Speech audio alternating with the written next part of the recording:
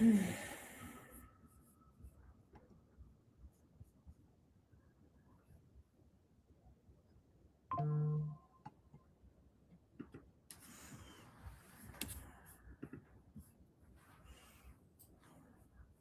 bless you all and good morning. MIP on 89.3.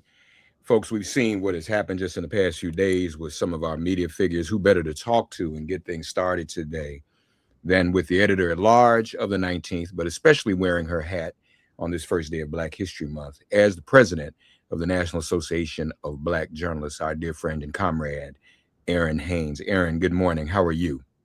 Brother Mark, happy Black History Month. It's good to be with you at this consequential time.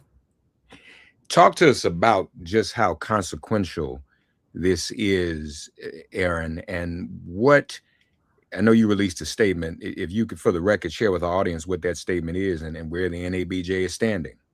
Yeah, I mean, listen, Mark, again, it is so fitting that we are opening the 100th anniversary of Black History Month here together. But these commemorations are coming at a moment when we know that history is not just being debated, right? It's being contested, it's being criminalized, and it's being actively erased. And so we know that Black journalists have always played a central role in documenting truth, especially when there are some that would rather try to obscure it. That is the moment that we find ourselves in now. And that's not incidental to Black history. It is foundational to it, right? This is, our history connects directly to why Black History Month even had to exist in the first place, right? Literally to document what the dominant narrative has refused to record. So as far as I'm concerned, Black journalism is not a sidebar to democracy. It is really one of the most consistent accountability mechanisms really that we have. You mentioned our statement, NABJ statement, about the arrests of both Don Lemon and Georgia Fort, veteran independent journalists who were doing their jobs, committing journalism, which we know is not a crime, right? And so, what I said was that, as journalists, our first obligation is to bear witness and to inform. And so when those obligations really are met with detention or prosecution, attempts to intimidate or silence us instead of protection, we have to ask what message that is sending, right? About who gets to report and who gets silenced. Because really, and I think, Mark, why we've seen so many people standing in coalition with us, but also so many people in the public really rallying around this cause of press freedom and democracy is because this is not just about us as journalists or Black journalists as some kind of protected class. This is about the public's right to know. Because if you can silence us, if you can silence Black journalists, then who else can you silence in a democracy? Mm-hmm. And this fundamentally undermines the very First Amendment. Absolutely. Absolutely. I mean, listen, yes, we have to talk about the reality that this is about the First Amendment, full stop. When the press is protected, that's not because, we don't just do that when it's agreeable. We do it because it's necessary. And covering protests, right? Especially protests involving, state power, that's a core First Amendment activity. It's not a gray area. So the First Amendment really only matters if it holds up when power is being held accountable. That's right. So what, in terms of, there's going to be some legal response to it. Will the NABJ be inserting itself legally as well? I can't say that we're at a point where I can speak to that. But we certainly, do not feel again that these charges are legit because again, Don Lemon and Georgia Fort, they were not participating in a protest. They were covering a protest. They were there in their capacity as journalists. We cannot say that enough. And so, trying to paint them as co-conspirators, trying to undermine their credibility as journalists, with these indictments, with these criminal charges, that cannot stand. That should not stand because it is sending a very chilling message. And so we definitely stand in opposition to that and kind of where we go from here in the legal arena. NABJ is thinking about, what do we need to do to make sure that journalists who maybe don't have, the resources for legal protection. So many of our members Reverend Mark, they're wondering, what's next? Could this happen to me? And if it does, if they don't have the backing of an institution, or if they don't have the resources to defend themselves against this, how are they supposed to continue to do their jobs?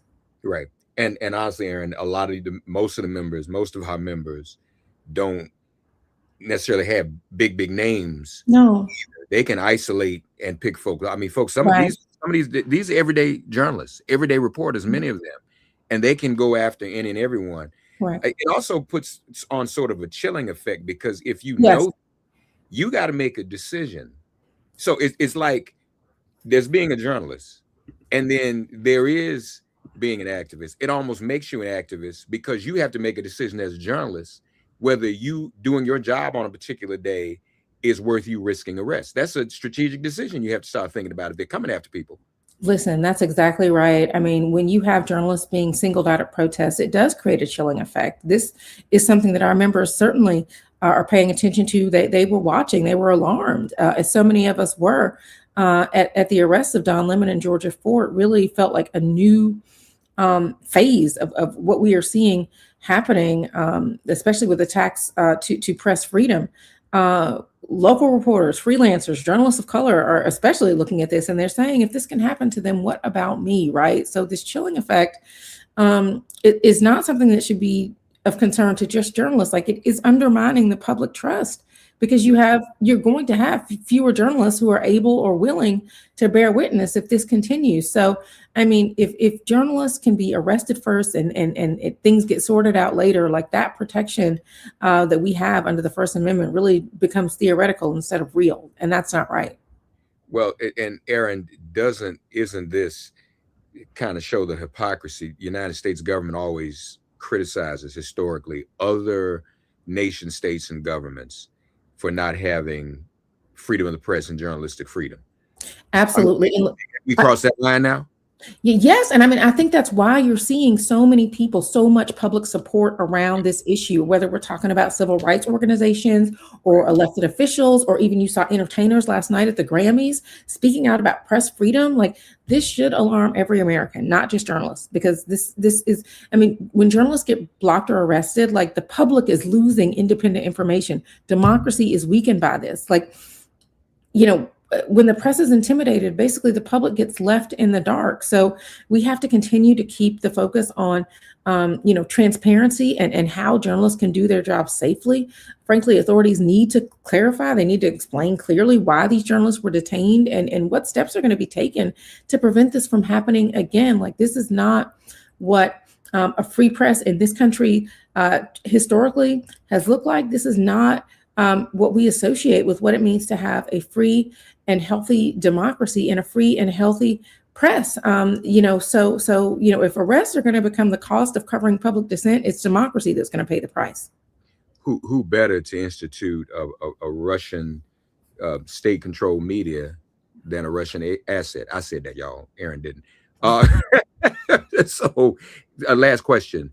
I was just on another call with a very small group of people in Georgia Fort, and an interesting question was raised that I had not thought about in that call to her and those of us listening, whether or not we need now, under the circumstances, to develop some, for journalists, for Black journalists, if not independent and other journalists of color, whether or not we need to establish a journalist legal defense fund for bail and court. Yeah. Have you thought about that? Absolutely. We have absolutely thought about that. We have had people that are already reaching out to us about that, because look, I mean, yes, we are very glad, we are grateful that Don Lemon and Georgia Fort are no longer in federal custody. Their release is welcome, but that doesn't resolve the core issue, right? And so, we don't know what safeguards others will be putting in place so that this doesn't happen again, but NABJ has to respond. We have to think about what steps we can take legally.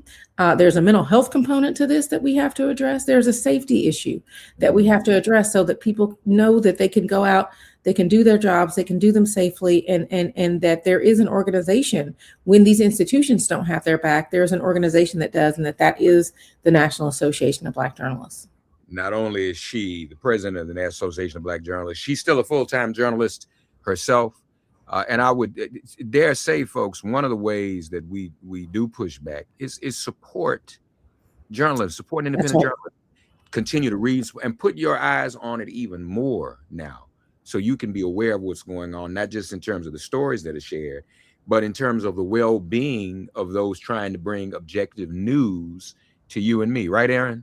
That's exactly right. And listen, the start of Black History Month is a perfect time for those folks who are listening out there to support the journalists who are bearing witness. Stand with us, because we stand with you every single day, trying to bring you credible information as the trusted messengers in your community. So follow credible Black journalists, share our work, defend our right to report even when the truth is uncomfortable. The last thing I want to say, Reverend Mark, you know this, but NABJ is going to be doing a national town hall tonight.